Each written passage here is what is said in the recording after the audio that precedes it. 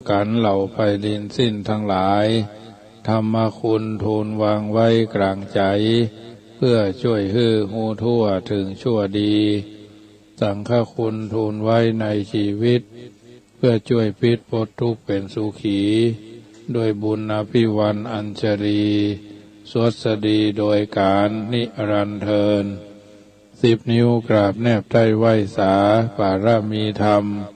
ในครูบาอาจารย์พระมหาเถรานุเถระท่านเจ้าคณะพระสังฆาธิการทุกรูปทุกตนขอความสุขความสวัสดีในธรรมะแห่งองค์สมเด็จพระสัมมาสัมพุทธเจ้า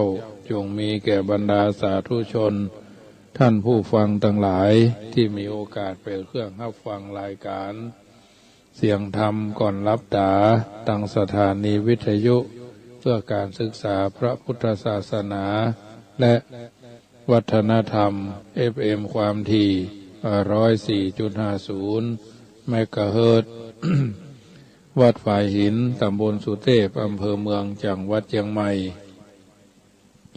เมตตาในท่านพระครูสมุวิสุวัตรวรกิจโจท่านเจ้าวาดวัดฝ่ายหินท่านผู้อำนวยการสถานีวิทยุคืนนี้บรรยายธรรมะโดยอาตมาภาพพระมหาประสิทธมาภินันโทน้อมนำเอาธรรมะสาระอันเป็นอรรถธรรมคำสอนในทางพระพุทธศาสนาเป็นปฏิภรณ์ให้ญาติโยมสาธุชนนำไปพิจารณาในการดำเนินชีวิต ของเฮาท่านทั้งหลายเป็นลำดับไปนำธรรมคำสอนก็ถือว่าเป็นอาหารใจครับทุกคนเป็นสิ่งที่ถือว่าเปรียบเสมือนน้ำทิพย์ชโลมใจเอามาอู้เอิญเจริญพรให้บรรดาญาติโยมที่อยู่ทางบ้านคอยท่าดาฟังกันอยู่เป็นประจำทุกๆเมื่อค่ำยามคืนทุ่มเช้าถึง2 ทุ่มที่เฮาท่านทั้งหลายได้ยินได้ฟังอยู่เป็นประจำบางเทื่อก็ได้โทรศัพท์ทักทายกันบางเทื่อก็บ่ได้โทรศัพท์ทักทายกันทั้งนี้ทั้งนั้นก็ถือว่าบ่เป็นหยังก็ฟังกันไปรายการนี้ธรรมาภาพได้ดำเนินรายการทุกวันจะวันเสาร์วันอาทิตย์วันจันทร์วันการวันพุธวันพฤหัสแล้วก็เว้นวันศุกร์เนาะเป็นสัจธรรมที่นำมาอู้เอิญเจริญพรให้ท่านทั้งหลายได้ยินได้ฟังแล้วก็นำเอามาเป็นข้อเตือนจิตสกิจใจในการดำเนินชีวิตของเราทุกคนทางนี้ทางนั้นก็ถือว่าเราท่านทั้งหลายนั้นได้เกิดมาเป็นชาวพุทธมาพบพระพุทธศาสนาสิ่งที่ดีก็คือหลักเกณฑ์หลักการก็หลักแห่งศีลบัณฑิตชนคนผู้รู้ท่านกล่าวเอาไว้ว่าพระพุทธองค์เปิ้นทรงตรัสไว้โลกจักอยู่ได้ด้วยความสุขสันต์ คนเฮานี้หวังดีต่อกันละเว้นสิ่งอันสามานหยาบกล้าได้บัญญัติถึงความชั่วทั้ง5ที่จักนำปาเดือดร้อนท่านจี้ฮือหันผลอันสะต้อนจักไหลมาคอนคนทำสอนฮือละเว้นก่อสร้างสอนฮือละเว้นก่อเวรสร้างกรรมที่มันจักนำความทุกข์ไปหน้าข้อ1เว้นการระรานเข็นฆ่าย่ำยีบีทาญาติมิตรพ่อสัตว์ทั้งหลายย่อมฮักชีวิตพอพิษแผกผู้ยิงใจลองคืดพอเตอะเฮาฆ่าเปิ้นตายเปิ้นย่อมเสียดายห่างกายเปิ้นเจ้าฆ่าผัวเหลือเมียฆ่าเมียเหลือผัว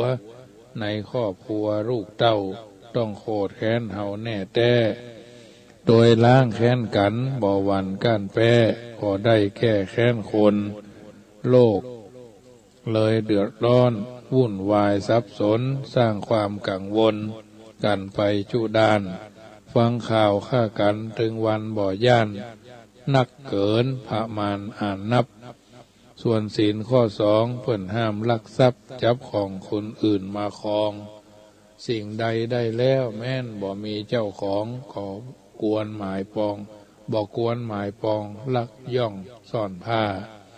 สมบัติทั้งหลายปัจจัยสี่ห้าของเพิ่นมา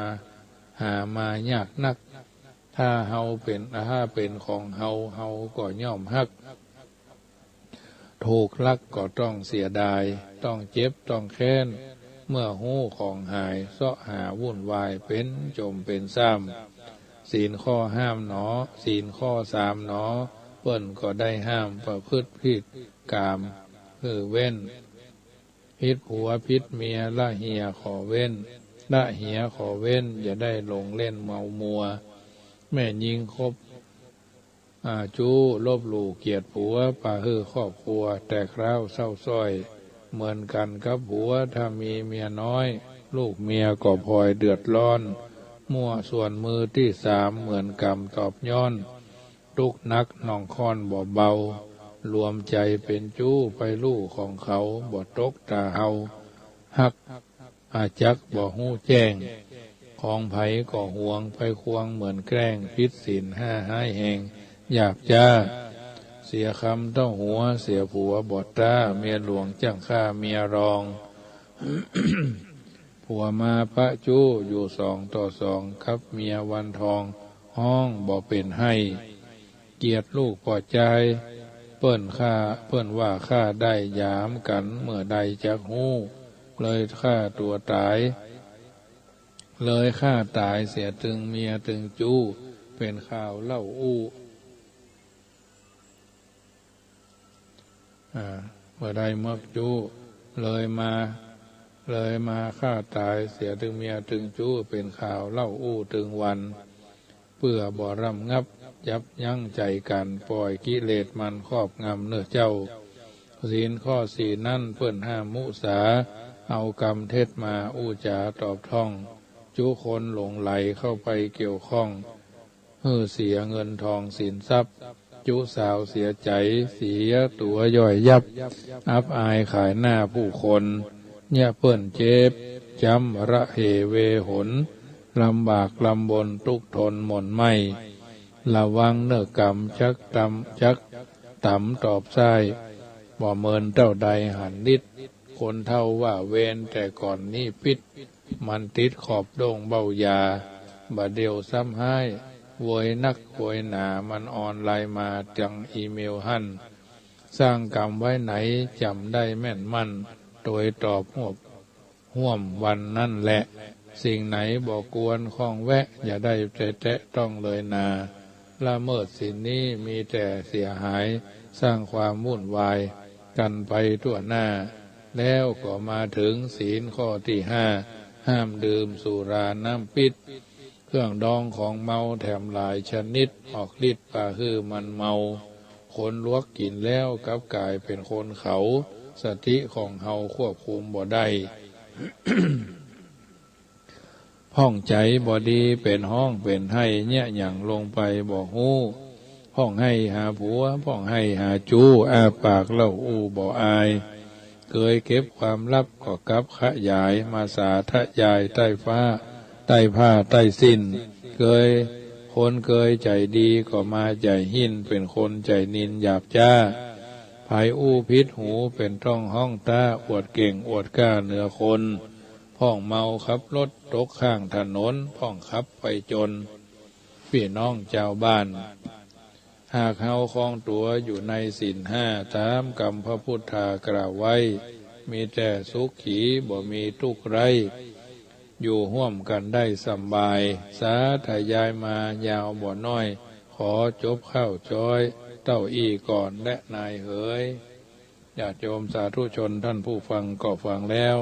นำไปเป็นข้อเตือนจิตสกิดใจดำเนินชีวิตให้ถูกต้องท่องแท้ในฐานะที่เราเป็นชาวพุทธเนาะเมื่อพิจารณาเรื่องศีลห้าแล้วก็ควรจะพิจารณาตนตัวเรื่องของการหนีบ่พ้นเนาะหนีบ่พ้นอย่างใดว่าสัตว์ในโลกาเกิดมาบ่แคล้วสังขารแก่แล้วมันตึงบ่ไหวเปลี่ยนไปเตื้อนิดชีวิตจิตใจเนื้อตัวคิงใบพอในเหี่ยวด้านจักเนี่ยการยั้งการหลวงการบ้านเป็นที่รำคาญเมื่อยล้าปวดหัวฟังตาสมองสั่งจ้าสั้นเตื้อเหมือนบ้าปาลา เอาของไว้ปุ้นจนเตียวเสาะหาว่าเมื่อตะวาเอามาไว้นี่คนเฮามนุษย์คนเฮาเป็นเอาอย่างอี้จะลามีมาจวบปบ40ลืมหน้า50ค่อยคบทบบวกเข้าลงลืมเป็นของอี้แท้ไผบ่ต้องฝืนมาหนึ่งนังเป็นไปอย่างอี้อานิจจกรรมนำมาก่อนขี้มันหากติดมาบีบคั้นอันว่าสังขารธรรมจัดนั่นมีในตัวหั่นเนินนายหนุ่มแก่ก็ลุพุไปจนตายเปรียบเหมือนตรุงใจบนก้างเชือกห้อยถูกแดดถูกฝนลมพัดเตือนน้อยพุทธหล่นลงดินย่อยยับหนุ่มแก่ทั้งหลายภัยเปียทิพับทับดับธาตุสี่เสี่ยงหมดไปสัตว์ในโลกนี้สัตว์โลกเอานี้ย่อมสุดวิสัยมันจักเป็นไปตามกรรมขีดเส้นมีหมอมียาวิเศษบ่เล่นสุดจักเยียวยาและไทยฟางเมื่อเป็นคนทำบุญเอาไว้ก็เพื่อจะได้ผลดีจิตใจนั่นสดใสผ่องสีทำแต่ความดีละชั่วใดละชั่วและดีเป็นเหมือนไม้ใต้ติดตามตัวไปบ่ห่างเทิงตัวเฮาตายบ่ลายม้วยมั่งยังมีสิ่งอันความดี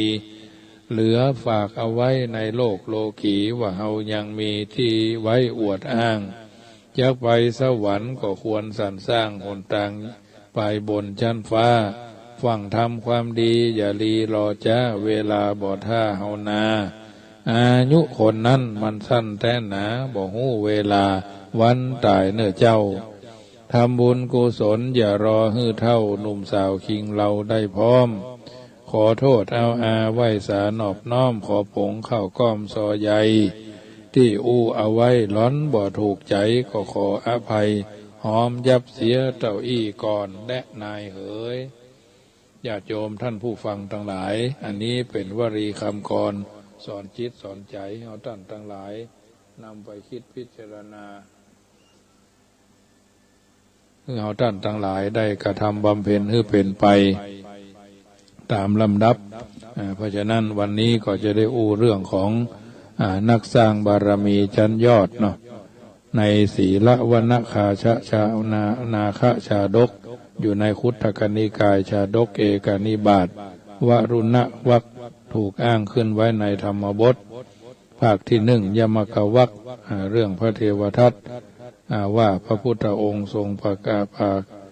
ปารภการที่พระเทวทัตเป็นคนอกตัญญูจึงตรัสชาดกนี้มีความว่ากล่าวเอาไว้ในพระองค์ประทับอยู่ที่เวรุวันเมืองราชคฤห์ภิกษุทั้งหลายนั่งสนทนากันอยู่ที่โรงธรรมสภาสอนตอนหนึ่งได้โจทนากันหลายเรื่องหลายราวก็มาถึงช่วงแห่งการปฏิบัติธรรมสนทนาเรื่องพระเทวทัตป่วยนักจึงได้สำนึกผิดต้องเข้ามาเฝ้าพระพุทธเจ้าจึงให้ลูกศิษย์ที่เหลือพากันหามเข้ามาเฝ้าพระพุทธเจ้าที่เชตวันเมืองสาวัตถีแต่กลับถูกแผ่นดินสูบนอกวัดเชตวันเสียก่อนเลยบ่ได้เข้าเฝ้าและปรารภกันว่าพระเทวทัตเป็นคนอกตัญญูบ่ฮู้สำนึกในพระคุณของพระองค์เลยจนกระทั่งถูกแผ่นดินสูบพุทธองค์เสด็จไปที่โรงธรรมสภาครั้งทรงทราบเรื่องที่สนทนากันจึงตรัสว่าบ่ใช่แต่ชาตินี้เท่านั้นที่พระเทวทัตคนอกตัญญูบ่ฮู้บุญคุณของพระพุทธเจ้าและถูกแผ่นดินสูบแม้ในชาติก่อนก็เป็นคนอกตัญญูถูกแผ่นดินสูบเหมือนกันเรื่องนี้เล่าไว้เมินมาแล้วว่าครั้งพระเจ้าพมทัตเสวยราชสมบัติณเมืองปาราณสีพระโพธิสัตว์ถือกำเนิดเป็นช้างอยู่ในป่าหิมพานต์ตั้งแต่เกิดมาก็มีอวัยวะขาวปอดเปล่งปลั่งดังเงินยวงมีในตาสุกวาวเหมือนก้อนแก้วมณีปากแดงเหมือนผ้ากำพลเท้าทั้งสี่ก็เหมือนย้อมด้วยน้ำครั่งมีคดชลักงามเลิศโดยอำนาจบารมี10 ทัศที่บำเพ็ญมาหลายชาติหลายภพ มื่อเติบโตขึ้นได้บริวารแวดล้อมถึง80,000ต่อมาเกิดความเบื่อหน่ายด้วยการอยู่ร่วมกันเป็นโขงช้างใหญ่ไปไหนมาไหนบ่สะดวกหาความสงบมาได้จึงปลีกวิเวกออกไปอยู่ต่างหากตามลำพังหวังจะเพิ่มพูนบุญบารมีให้ประจักษ์จึงปฏิบัติตามหลักแห่งศีลครบถ้วนสมบูรณ์มิบกพร่องจึงได้รับยกย่องว่าศีลวนาคราชซึ่งแปลว่าพญาช้างผู้มีศีลอันนี้คือสัตว์เดรัจฉานมีศีลครั้งกันนั้นชาวเมืองปาราณสีคนหนึ่งประกอบอาชีพเป็นพรานป่าโดยเข้าไปล่าสัตว์ถึงป่าหิมพานต์และหาของป่าที่พอจะนำมาขายเลี้ยงชีพได้วันหนึ่งเขาเข้าไปในป่าลึกแล้วหลงอยู่ในป่าเดินวนเวียนหาทางออกแต่ก็จำทิศทางบ่ได้จึงร้องไห้ค่ำครวญด้วยความกลัวพร้อมกับเดินพัดหลงลึกเข้าไปถึงถิ่นฐานหากินของพระโพธิสัตว์พระโพธิสัตว์ได้ยินเขาร้องฮือเดินสเปะสปะอยู่อย่างนั้นก็เกิดความสงสารต้องการจะช่วยเหลือนะเขาจึงเดินเข้าไปหาจนถึงตัวตอนแรกเขาก็กลัวจึงวิ่งหนีแต่เมื่อหันท่าทีของพญาช้างว่ามีอันตรายจึงหยุดยืนพญาช้างจึงฮื้อเขาขึ้นหลังปลาไปที่พักหาอาหารและดูแลเขาจนกระทั่งหายแล้วจึงฮื้อเขานั่งบนหลังปลาไปส่งยังถิ่นมนุษย์ขณะที่เขานั่งอยู่บนหลังพญาช้างนั้นพันความคิดอุบาทก็เกิดขึ้น ตามวิสัยของผู้มักประทุษร้ายมิตรว่าถ้าหากมีคนถามจะเล่าความให้เขาฟังถ้ามีคนอยากหันช้างเผือกก็จะพามาจึงได้กำหนดเครื่องหมายคือต้นไม้พ้องภูเขาพ้องไปเรื่อยเมื่อถึงถิ่นมนุษย์พญาช้างก็เขาลงจากหลังแล้วก็กำชับว่าเขาบอกสถานที่อยู่ของตนไผ่หู้เขาก็รับปากเป็นมั่นเป็นเมาะพระโพธิสัตว์ก็กลับไปยังถิ่นของตนโดยบระแวดระวังอันยังกับในตัวเขาวันหนึ่งเขาเข้าไปในเมืองปาราณสีเดินผ่านร้านแกะงาจึงเข้าไปดูหันพวกช่างกำลังแกะงาเป็นรูปลักษณ์แบบต่างๆกันจึงถามว่าถ้าได้งาจ้างเป็นมาถ้าได้งาจ้างเป็นมาแกะจะต้องการหรือไม่พวกช่างก็บอกว่างาช้างเป็นถ้านำมาแกะจะได้ราคาดีกว่างาช้างตายเขาจึงถามว่าต้องการงาช้างเป็นหรือไม่พวกช่างก็ตอบว่าต้องการทีเดียวเขากลับไปบ้านแล้วก็เตรียมเสบียงพร้อมเรื่อยเข้าไปในป่าหิมพานต์ตามทิศทางและเครื่องหมายที่ตนกำหนดไว้เขาเข้าไปหาพญาช้างแล้วขอตัดงาโดยอ้างว่าเป็นคนจนหากได้งาไปขายก็จะทำให้ฐานะดีขึ้นความสงสารพญาช้างจึงอนุญาตพร้อมทั้งเทาลงเหมือนโคหมอบเขาตัดปลายงาทั้งคู่ขาดด้วยเรื่อยที่คมกริบพระโพธิสัตว์ใจงวงจับงาทั้งคู่ยกขึ้นจบแล้วกล่าวว่างาคู่นี้จักมาเป็นที่ฮักของเฮาก็หาบ่ได้แต่เฮาฮักพระสัพพัญญุตญาณมากกว่างาคู่นี้เป็นร้อยเต้าพันทวีการให้งาเป็นตาลจึงขอจงเป็นภรวะปัจจัยได้บรรลุพระสัพพัญญุตญาณในอนาคตการโน้นเตอะแล้วก็มอบงาทั้งกู้ให้เขาไปเขาได้งาไปแล้วก็นำไปขายให้แก่พวกช่างแกะได้เงินมาบ่น้อยแต่เขาก็ใช้สอยอย่างคนบ่เคยหันบ่เคยมีเงินขนาดนั้นเมินมานานเงินก็หมดเขาก็เข้าไปป่าแถมและอ้อนวอนของาจากพระโพธิสัตว์โดยอ้างว่าคราวที่แล้วนำไปขายได้เงินมาใช้หนี้เสียหมดยังลำบากอยู่พระโพธิสัตว์ผู้ทรงศีลและเป็นนักสร้างบารมีก็อนุญาตให้เขาตัดงาแถมคราวนี้เขาตัดงาส่วนที่เป็นท่อนกลางบริเวณหนังริมฝีปาก ของพญาโคจสารหรือพญาจ้างเหลือไว้เฉพาะโคนที่อยู่ในปากเท่านั้นพญาช้างยกงาขึ้นจบอธิษฐานแล้วก็มอบเพื่อเขาไปเช่นเคยมานานนักเขาก็กลับเข้าป่าไปแถมเป็นครั้งที่3อ้อนบอนขอโคนงาส่วนที่เหลือโดยอ้างว่ายังบ่อาจจักตั้งตัวได้พญาช้างก็บ่คัดข้องแถมญาติโยมท่านผู้ฟังเขาก็จึงกระโดดขึ้นบนตะพองช้างที่เท้าลงมาใจเท้ายันโคนงาไว้ฉีกเนื้อตรงบริเวณปากบนออกจนถึงโคนงาในปากแล้วกระโดดลงมาใช้เลื่อยสอดเข้าไปในปากเรื่อยๆจนกระทั่งงาหลุดออกมาหลุดหล่นลงมาฝ่ายพระโพธิสัตว์แม้จะเจ็บปวดทรมานอย่างหาที่สุดบ่ได้ร้องบ่ให้บ่ห้องหรือแสดงอาการเจ็บปวดคือหันบ่ได้เสียหายต่อการบริจาคอวัยวะที่ยิ่งใหญ่ของตนนายพรานใจบาปคันได้แล้วในงานแล้วก็รีบแบกกลับไปโดยบ่ได้แยแสต่อพญาช้างที่มีเลือดกรบปากไหลนองพื้นได้เจ็บปวดแทบขาดใจไม่น้อยและเมื่อคนใจบาปประทุษร้ายมิตรทั้งเดินพ้นจากสายตาพระโพธิสัตว์ไปเท่านั้นแผ่นดินใหญ่แม้กะจักสามารถรองรับเขาพระสุเมน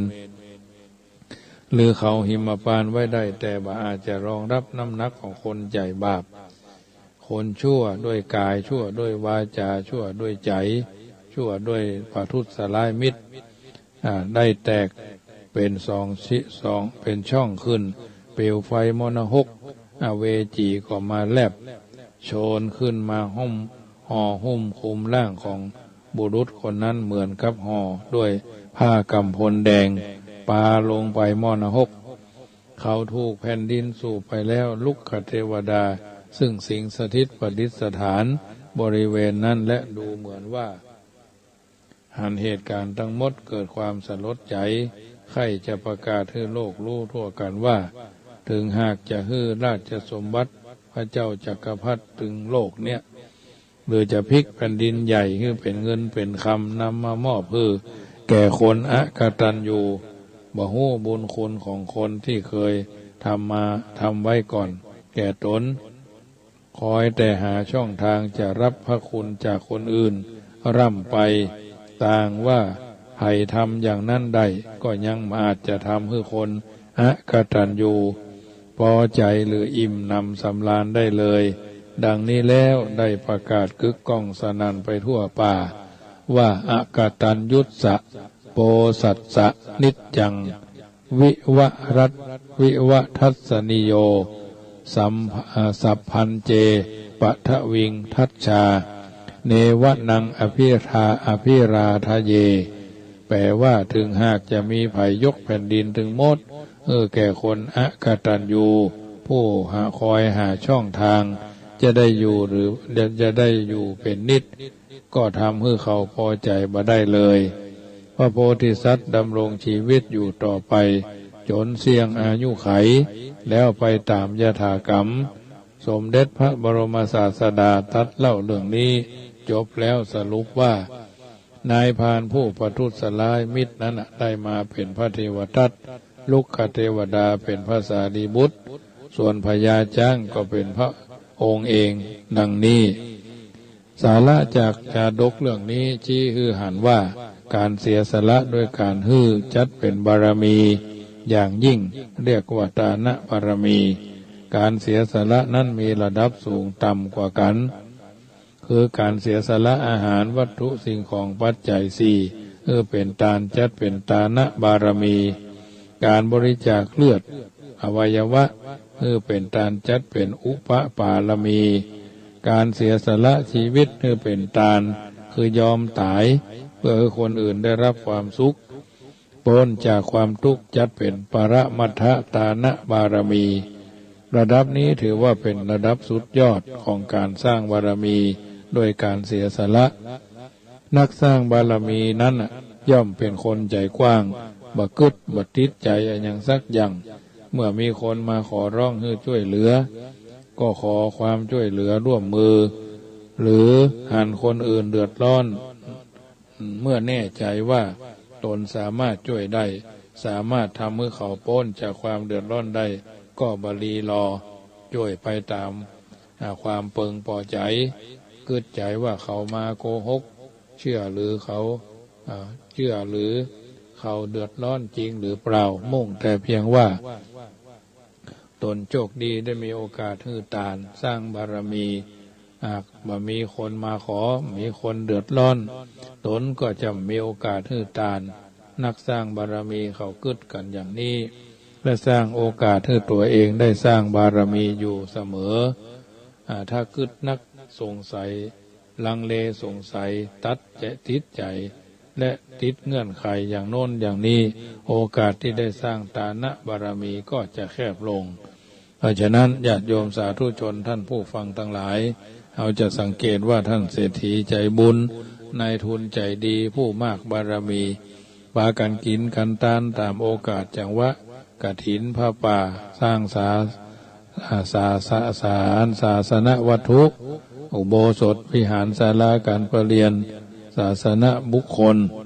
สร้างพระโบสถ์พระเภกตุเนาะสร้างศาสนสถานที่เป็นพระพุทธรูปสารูปองค์เก่าองค์ใหม่องค์ใหญ่องค์น้อยตามภูมิปัญญาและตามจิตศรัทธาที่สามารถกระทำบำเพ็ญได้ทานแล้วบ่ได้หลงบ่ได้หวังอันนั้นอันนี้บ่ได้เสียดายนะถ้าหากว่าทำแล้วเสียดายก็แสดงว่าเฮานี่ยังบ่แท้เฮาก็คงบ่สามารถที่จะได้สำเร็จบุญที่ปรารถนาเพิ่นถึงว่าทำบุญหยาดน้ำกินตาลหลวงหลายจักได้สบายเกิดทุกข์ไปหน้าเข้าตอกบานกินตาลเถิงดอกไม้บานกินตาลม่วนบุญกินบุญตาลเท่านั้นจะได้เป็นปลาไถยังเข้าห่อจะได้เป็นเสบียงต่อมหาเนรพานเฮาทุกคนทุกท่านได้ยินได้ฟังน้ำใจน้ำธรรมคำสอนจากการรายการเสียงนี้เสียงธรรมนำเสียงธรรมก่อนรับตาหรือเสียงธรรมนำสุขช่วงสุดท้ายนี้ก็ถือว่าเอาท่านทั้งหลายได้นำไปเป็นข้อเตือนจิตคิดใจการดำเนินชีวิตเท่านั้นก็ถือว่าเป็นมีหลักยึดหลักประพฤติแต่ละคนแต่ละท่านมีจุดประสงค์เป้าหมายอันเดียวกันก็คือต้องการมีอายุมีวรรณะมีสุขะมีภาละมีปฏิภาณมีธนสารสมบัติกันต่อหน้าชีวิตเรามีการทำบุญนั่นพระพุทธเจ้าทรงตรัสเอาไว้ว่าพุทธเจ้าทรงตรัสไว้โลกจักอยู่ได้ถ้าไร้ปัญหาก็เพราะคนเฮามีความเมตตาฮักกรุณาต่อกันทุกผู้คนที่เข้มแข็งมีแห่งต่อสู้ให้ความเอ็นดูเพื่อนพ้องบ่เอาเปรียบกันฮักฉันพี่น้องช่วยเหลือปกป้องดูแลคนมีความหู้อยู่สูงเหนือแปรบ่ได้รังแกคนที่ต่ำต้อยคนเป็นเจ้านายหันใจผู้น้อยเลี้ยงดูพอกอยเขานั่นคนฐานะดีมีตึกหลายชั้นช่วยคนอยากกั้นมีงานเป็นนายทุนเก้าจักจ้างเขาเนี่ยการตามความชำนาญไผ่มันเตอเจ้าคนรวยได้งานคนผ่านได้เข้าได้เงินบรรเทายากไร้น้ำบ่เพิ่งเสือน้ำย่อมเพิ่งเหือเสือเพิ่งป่าไม้ไปช่วยกันได้ช่วยไปป่าจอมป่าฟักยังจักถูกใจต้องเพิ่งจักไข่ซอยใส่ยำซ่ามันทำบุญเป็นทุนไปหน้าช่วยจิตสถานแน่ชัดอันนี้ถือว่าทุกคนทุกท่านต้องนำไปเป็นข้อเตือนจิตสะกิดใจในการดำเนินชีวิตในการดำเนินชีวิตของเราไปตามลำดับที่จะพึงกระทำบำเพ็ญให้เป็นไปเนาะตามโอกาสจังหวะเวลารายการเสียงธรรมก่อนรับตาขอมาถึงช่วงสุดท้ายก่อนนำรายการจากท่านไปก็ขอบอกเอิญเจริญพรเนอะวันที่23 ตุลาวัดจังคำเชิญร่วมทำบุญเป็นเจ้าภาพมหาตานะบารมีกฐินสามัคคี 2,564 กล่องละ99 บาทเนาะกล่องละ99 บาทญาติโยมสามารถร่วมทำบุญกันได้เพื่อจะได้รวบรวมปัจจัยในการบูรณะกุฏิส่งโฮงนอนให้เรียบร้อยอย่างค้างที่จะได้ต่อปะออกมาทางหน้าเป็นเติน มูลค่าในการที่จะต้องใช้ปัจจัยประมาณ 350,000 กว่าบาททางนี้ทางนั้นปัจจัยวัดก็ล่อยหลอไปตามโอกาสที่เขาได้ก่อสร้างห้างแผงวัน2 วันไปทางหน้านี้ญาติศาลาหรือช่างก็จะมาติดมุ้งลวดนะมุ้งลวดเด็กดัดมันเป็นที่สบายในการอยู่พักผ่อนจำวัดนะวัดจังกรรมเป็นวัดหนึ่งที่ได้รับสายทานศรัทธาจากญาติโยมลำพังศรัทธาบ้านประมุ่นบ่อหินพระบาทนี่ก็หาเจ้ากินข้ามเนาะทางนี้ทางนั้นก็ถือว่าเจ้าช่วยกันได้ท่านผู้ฟังรายการตั้งขึ้น104ทุกท่านมีโอกาสก็ร่วมกินร่วมทานกันได้และสำนักอาสมวัดห้วยเกียงตำบลแม่วินอำเภอแม่วางเปิ่นต้องการพระพุทธรูปพระประธานประจำวิหารหรือศาลาความกว้างพระพุทธเจ้าความขนาดมันก็ประมาณ4 ศอกสูงประมาณ5 ศอกเนาะความกว้างประมาณ4 ศอกความสูงก็ประมาณ3 ศอกเกิงหรือ4 ศอกนี่แหละขึ้นไปตั้งบนเป็นพระสิงห์นะเป็นรูปเป็นพระสิงห์เคยไปถามทางด้านเพื่อนเอาว่า100,000 บาทเป็นพระพุทธรูปทองเหลืองเนาะอันนี้ก็โต๊ะหมู่ก็โยมพ่อเจียงใหม่เพื่อนก็จะเป็นเจ้าภาพมีโอกาสถ้าได้ฟังขึ้น104ก็โทรศัพท์ทักทายกันได้วันออกวาสาไปแล้วค่อยไปตานนะเพื่อมาได้รีบได้ฟังหยังพอดีกุฏิเพื่อนถูกไฟไหม้พระพุทธรูปก็โดนไฟหูบเนาะก็มีเป็นโคบเป็นคาบพระยานะญาติโยมแล้วก็โต๊ะหมู่ก็ไฟไหม้เหลือเกินเดียวเพื่อนก็เอาไปเผาเรียบร้อยละต้องการโต๊ะหมู่ความกว้างความประมาณพอประมาณของเพื่อนเป็นตุเจ้าอยู่ตนเดียวเนาะสำนักสงฆ์บ้านห้วยเกียงสำนักอาสมพระธรรมจริกบ้านห้วยเกียงตำบลแม่วินอำเภอแม่วางท่านอาจารย์ทรงวุฒิเป็นเจ้าอาวาสโดยเนาะเป็นเจ้าสำนักโดยก็ถือว่าไปมาหาสู่การอาตมาภาพก็จนช่วยเหลือเพื่อนมาตอนเจ้าบอกกับฟังรายการอยู่เนาะทางนี้ทางนั้นก็อาศัยศรัทธาปัจจุบันวันนี้โลกวิกฤตด้วยโควิดเอาทำอันอย่างใดก็ทำช่วยกันไปจะไปละวัดละวาละผู้มีพระคุณวัดบัลละบ้านบัลละวัดวันที่13ที่จะถึงนี้อาตมาภาพก็คงจะได้ทำอาหารเลี้ยงศรัทธาประชาชนตามนโยบายของเจ้าพระคุณสมเด็จพระสังฆราชจะได้เปิดโรงทานที่วัดเนี่ยก็ประมาณเข้าอาหารประมาณ100 กล่องเนาะ100 กล่องประมาณ100 คนศรัทธาบ้านประมุ่นพระบาทบ่อหินเนี่ยประมาณบ้านลาดซาวพระเนนเถนน้อยเท่าแถมไม่เนาะครูบาอาจารย์นะครับประมาณทำ100 กล่อง100 ห่อเนี่ยนะที่ง่ายๆเรียบๆนะอาจจะทำมาอย่างมโหนะอาจจะเป็นข้าวมกไก่กะข้าวหมูแดงกะเป็นอย่างหัวพอทำกำหนึ่งคือมันได้เป็นจานเดียวเนาะเป็นจานเดียวในงบประมาณสำนักเผยแผ่พระพุทธศาสนาเพิ่นคือทำโครงการทุกวัดที่เป็นหน่วยเผยแผ่นี่ประมาณ21 หน่วยก็ทำเนาะเอาทำได้จะทำข้าวนึ่งจิ้นทอดกาอันยังกาก็ว่าทำกำนึ่งทางนี้เท่านั้นต้องมีรูปถ่ายต้องมีโครงการเสนอญาติโยมท่านใดจะร่วมด้วยก็ได้เนอะวันที่13 สิงหาเนี่ยวันหลังวันแม่แล้ว1 วันสัปดาห์วันแม่นี่แหละแล้ววันที่9ญาติโยมท่านใดจะไปร่วมทำบุญครับวัดเจ็ดลินกันตมาภาพจะไปร่วมตัวเกาะปากันที่วัดเจ็ดลินก็ได้วัดพระธาตุดอยสุเทพก็ได้เนอะอันนี้ไปโอกาสทำบุญถึงแม้เป็นคนละพูนก็ไปทำได้คนอื่นๆที่ไกลก็ไปทำได้เอากลัวล้ำไปก็ยังว่านะก็ได้หู้ได้หันอย่างละกลัวล้ำจังตายอายล้ำจังเต้าเนี่ยเพราะฉะนั้นมันเป็นเรื่องที่เขาต้องระมัดระวังตัวเรื่องการฉีดโควิด ฉีดยาวัคซีนอะไรอย่างก็แล้วแต่อาตมาภาพก็แจ้งไปรอบที่2แล้วเพิ่นจะได้มามีหนังสือมาเมื่อใดมาหัวนะก็แจ้งไปตามนั้นเพราะมันจะเป็นเกี่ยวกับขั้นตอนในการขึ้นเครื่องขึ้นยังบ่ได้ไปทางหน้าเขาก็จำเป็นจะต้องทำมันถูกต้องตามกฎกติกาของการคณะสงฆ์ก็ต้องสนองนโยบายของทางราชการนะเพราะฉะนั้นญาติโยมท่านผู้ฟังทุกท่าน13 สิงหาไปจะหอมอันอย่างก็แล้วแต่เนอะร่วมกันได้ข้าวสารอาหารแห้งจีนดิบปลาดิบก็หอมกันได้วันที่13แล้ววันที่9นี่จะได้ไปแจกมะม่วงแผ่นมะม่วง มะม่วงโกมะม่วงแผ่นมะม่วงแตะเนาะที่วัดดอยสุเทพกับวัดเจ็ดลินโดยพี่น้องที่ฟังขึ้น104นี่ก็สามารถไปปะกันได้เนอะมีอย่างก็ไปถวายกันก็ได้ไปห้อมกันก็ได้วันที่9นี่นะที่แรกจะไปวันที่7เพิ่นเลื่อนไปเป็นวันที่9แล้วก็การเทศนาธรรมของขึ้น96ก็วันพระที่จะถึงนี่วันที่8นี่ก็ท่านอาจารย์พระครูท่านพระครูปลัดทีนวิทย์เนาะทีนวัฒน์เนาะเพิ่นก็เป็นพระนักเทศธรรมะทองก็จะได้เทศนาธรรมเพื่อสมทบทุนบูรณะกุฏิบูรณะหออาคารพุทธธรรมนะที่เพิ่นจะได้บูรณะตามนโยบายที่พ่อครูบรรลบนางวงศ์พรหมประชาสัมพันธ์ไปแล้วอันนี้ก็ช่วยกันตามเจตนา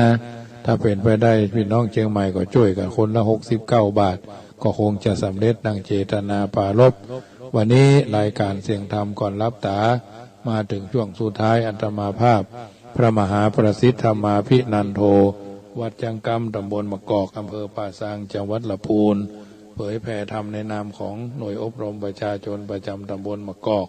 เบอร์โทรศัพท์ก็061-547-6539 ฟังกันไปเนอะรัตนัตตยานุภาเวนะรัตนัตตยเตจสา